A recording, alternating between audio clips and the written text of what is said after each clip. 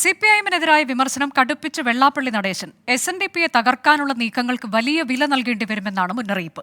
SNDP ശാഖാംഗങ്ങളെ വിളിച്ചു ചേർക്കാനുള്ള CPIഎം തീരുമാനത്തിന് പിന്നാലെയാണ് വെള്ളാപ്പള്ളി നടേശന്റെ പ്രതികരണം. ഈഴവ വോട്ടുകൾ അകലുന്നതായുള്ള വിലയിരുത്തലിലാണ് പുതിയ നീക്കങ്ങളിലേക്ക് CPIഎം കടക്കുന്നത്.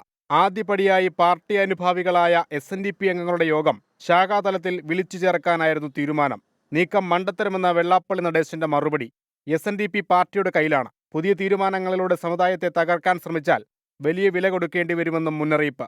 ഇന്ന് പ്രബലമായി വളർന്നിരിക്കുന്ന SNDP യോഗം തകർക്കാനായിട്ടും തളർത്താനായിട്ടും അടിച്ചു തകർക്കാനായിട്ടും ഇന്ന് ഇടതുപക്ഷം വരികയാണെന്നുണ്ടെങ്കിൽ അതിനൊരുപാട് വില കൊടുക്കേണ്ടി വരുമെന്ന് മാത്രമല്ല അവർക്ക് ഒരുപാട് ചീത്തപ്പേരുണ്ടാകും. ശൈലി മാറ്റിയാൽ ഈഴവ വോട്ടുകൾ തിരികെ എത്തുമെന്നായിരുന്നു കഴിഞ്ഞ ദിവസം വെള്ളാപ്പള്ളി നടേശൻ പറഞ്ഞത്. ഈ നിലപാടും ഇന്ന് തിരുത്തി. പിണറായിയുടെ ശൈലി എന്ന് പറഞ്ഞ ആ ശൈലി ഒന്നും മാറിയില്ല, ഇപ്പോഴും മാറിയില്ല.